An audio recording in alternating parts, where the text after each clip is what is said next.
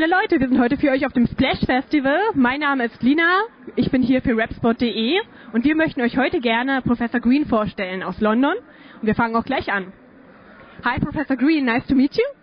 So, some people here in Germany might not know you yet, so could you please introduce yourself first shortly?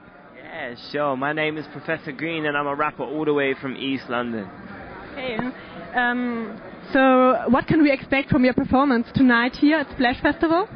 Just really good vibes, man. You know, just bringing the album to life. It's a shame we don't. I usually perform with a band, but we didn't bring my whole band over this time. So, just me, my partner in rhyme, and my DJ. So, what is typical about your music, and how would you describe your music in about 10 words?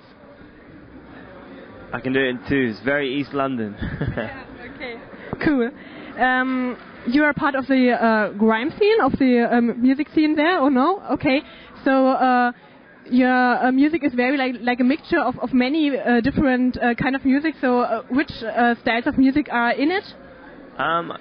First and foremost, I love rap music. You know, that's the main influence. I really love a lot of singer-songwriters. I like a lot of trip-hop. I like dubstep. So that you know, or even grime to an extent maybe, because I used to listen to garage, but I didn't come up in the grime scene. I was always a rapper.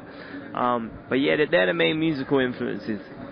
So, have you got an absolutely favorite rapper or artist in general? Yeah, Biggie.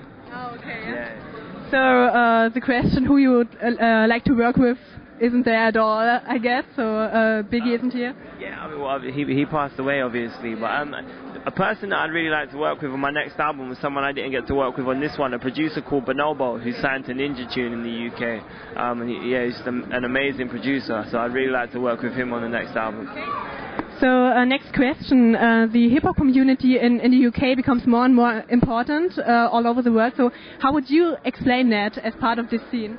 I think what happened was the reason it took a while for it to get to the forefront of music, even in England, is because, you know, we suffered a lot of Americanisms. You know, people weren't really being themselves. They were trying to replicate what was going on in America. As soon as people stopped doing that and started being English, you know, English people were able to relate to it, and people outside of England took more interest in it because it was something new. It wasn't, you know, completely derived from what they were doing. So it was new and exciting, and now, you know, the English people can relate to it. The second week I was in the top 10 with my first single off my album. There was 6 artists, like UK urban artists, in the top 10, and no one even batted an eye.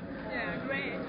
So, if you are a talented rap artist and you are from London, like you are, what is the typical way to become famous and to get attention? Is there a special place where you should perform or stuff like that? I don't think there's anywhere typical, you know. Everyone's path is different. It's just about how hard you work in the graft and then making sure your music gets out there. You got to make the right music. Without the right music, you can't go nowhere. I read in the newspaper that Mike Skinner of the Streets played a big role in your career. Which kind of role was it? Yeah, he was the first person. I signed to his record label initially. I'm not signed to his label no more. But yeah, that was the first record deal I ever had. So it was a big foot on the ladder. Yeah, of course it was. So this year your album Alive Till I'm Dead was released, and why should people here in Germany go to the next store and buy this one? It's a really honest record, you know. I think hip-hop suffered a lot of, you know, people are so like, I don't know, people care more about their image and all the bravado, you know, all the fake stuff. It's got really diluted by all that. My record is just honest, you know. I left all the bravado away, and it's just a real personal and honest record. So do you have one special topic on your album, or is it just general about a lot of special issues? No, it just goes through a lot of different experiences that I've been through. There is the upbeat and humorous stuff as well, you know. I like making light of the dark. Even on the darker records there's a little bit of humor, but for me the standout song is probably the most personal song on there is a song called Good Night. My favorite song on there is Between Jungle and Oh My God. Yeah. So your first mixtape was released in 2006, and why did it take such a long time to release your album?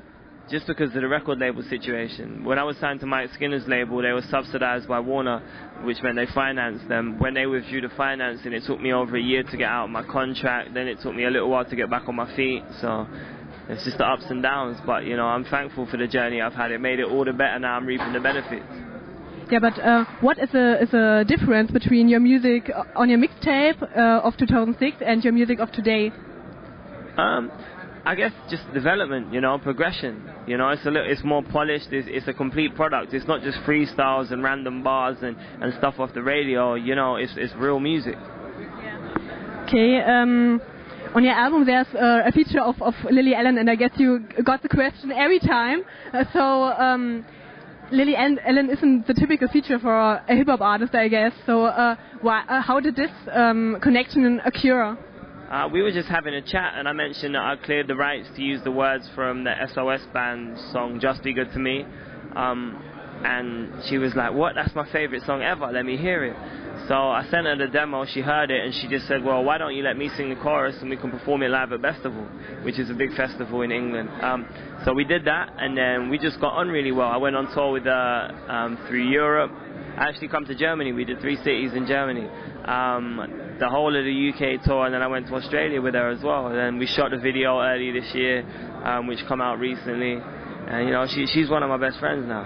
Yeah, so you would say that Lily Allen was perfect for this featuring at all? She was perfect for the feature. Because Lindsay Layton, who done the original, you know, is quite typically English, and I think Lily was the most fitting. You know, when I made the song, it was kind of a dream to have her on there. And when she offered to sing it, it was, you know, like a dream come true. Do you think that collabs like that, like Lily Allen and you, should be typical for the rap scene at all, or should it be something special that not everybody can do? I think they should happen for the right reasons. You know, I think as long as it's organic and it's not just someone throwing money at someone, it's cool, man. I think it should happen. Of course. So thank you for the interview, and it was fun. And the last words are up to you, to your German fans. What's that, sorry? The last words are up to you, so you can tell your German fans whatever you want. Cool. Make sure you check out my music. I can't wait to get back out here and perform in front of you. Take care. Okay.